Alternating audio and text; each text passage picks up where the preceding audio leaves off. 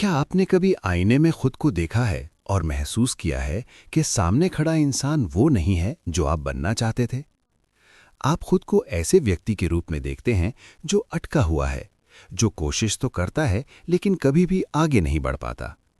आप लक्ष्य बनाते हैं, मेहनत करते हैं, लेकिन किसी ना किसी तरह हर बार वहीं वापस आ जाते हैं जहां से शुरू किया था। ये बहुत निराशाजनक लगता है ना?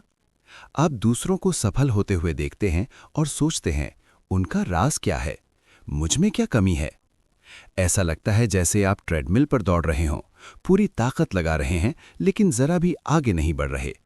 खुद को फंसा हुआ महसूस करना, अपने सपनों को हाथ से फिसलते देखना, ये किसी भी इंसान के लिए सबसे ज्यादा हतोत्साहित करने वाला अनुभव होता है। ये आपको आपकी काबिलियत, आपकी कीमत और आपके पूरे भविष्य पर सवाल उठाने पर मजबूर कर देता है। धीरे धीरे आप मानने लगते हैं कि शायद सफलता आपके लिए बनी ही नहीं है।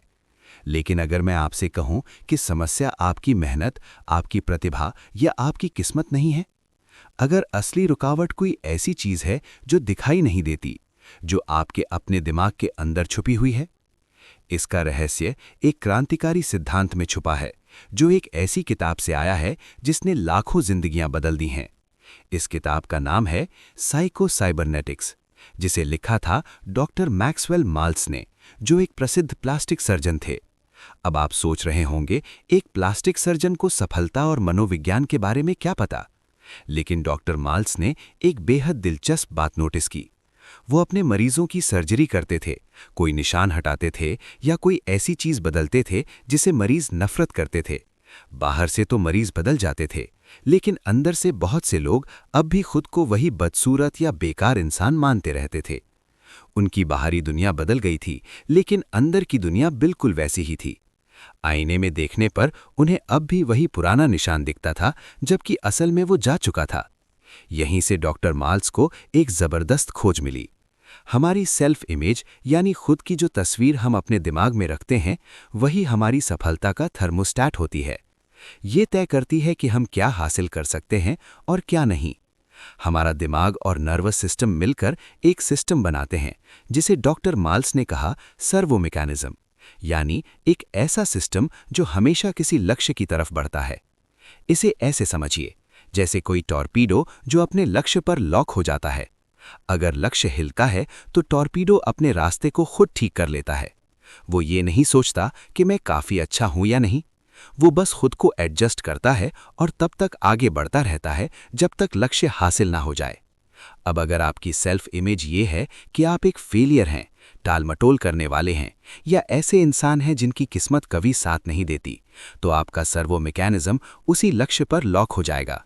आप बाहर से सफल होना चाह सकते हैं, लेकिन आपका अवचेतन मन आपकी नकारात्मक सेल्फ इमेज के अनुसार काम करेगा और उसी को सही साबित करने की कोशिश करेगा। वो चुपचाप आपके प्रयासों को नुकसान पहुंचाएगा। आप कोई जरूरी डेडलाइन भूल जाएंगे, किसी अहम मीटिंग में गलत बात बोल देंगे, जिम जाने के लिए बहाने बना लेंगे। आपका दिमाग बस वही हासिल कर रहा होता है जो आपने अवचेतन रूप से उसके लिए तय कर दिया है, वो इंसान बनना जो आप खुद को मानते हैं। यही वजह है कि सिर्फ विल पावर अक्सर फेल हो जाती है। आप एक ऐसे ऑटोमेटिक सिस्टम से लड़ रहे होते हैं जो उल्टी दिशा में प्रोग्राम किया गया है। ये वैसा ही है जैसे आप कार को उत्तर की तरफ चलाना चाहें, लेकिन जीपीएस दक्षिण की तरफ सेट हो। आप चाहे जितना एक्सेलरेटर दबा लें, सिस्टम से लड़ते ही रहेंगे। तो फिर बदलाव कैसे लाया जाए? इस अंदरूनी थर्मोस्टैट को रीप्रोग्राम कैसे किया जाए? चाबी ये नहीं है कि पुरानी सेल्फ इमेज से लड़ो, बल्कि एक नई, ज्यादा ताकतवर सेल्फ इमेज बनाओ। डॉक्टर माल्स इसके लिए कल्पना की शक्ति का इस्तेमाल करने की सलाह देते हैं। आपका नर्वस सिस्टम असली अनुभव और जिंदा कल्पना के बीच फर्क नहीं कर पाता। ये बात बेहद जरूरी है। जब आप खुद को सफल होते हुए, आत्मविश्वास से भरा हुआ, उस इंसान की तरह जीते हुए कल्पना करते हैं जो आप बनना चाहते हैं, तो आप नए न्यूरल पाथवेज बना रहे होते हैं। आप अपने सर्वो मैकेनिज्म को एक नया लक्ष्य दे रहे होते हैं जिस पर वो लॉक हो सके। ये सिर्फ ख्याली पुलाव नहीं है, ये मेंटल रिहर्सल है। एथलीट्स यही करते हैं। वो परफेक्ट शॉट, परफेक्ट रेस को बार बार अपने दिमाग में देखते हैं, जब तक वो स्वाभाविक न बन जाए। वो मैदान में उतरने से पहले ही अपने दिमाग और शरीर को सफलता के लिए प्रोग्राम कर देते हैं। अब इसे प्रैक्टिकल बनाते हैं।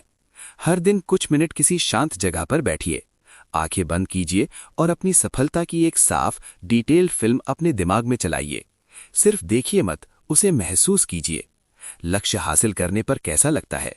कौन सी आवाजें सुनाई दे रही हैं? कौन आपको बधाई दे रहा है? आप कैसे खड़े हैं? आपने क्या पहना है?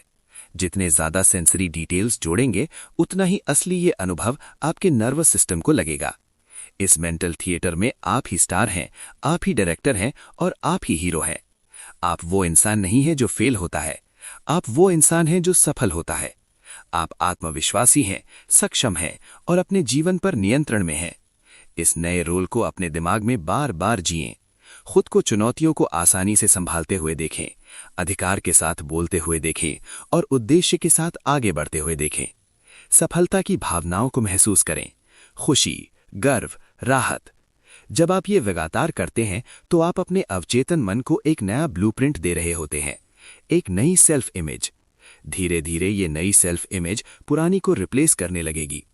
आपका सर्वो मैकेनिज्म अब नए लक्ष्य पर लॉक हो जाएगा।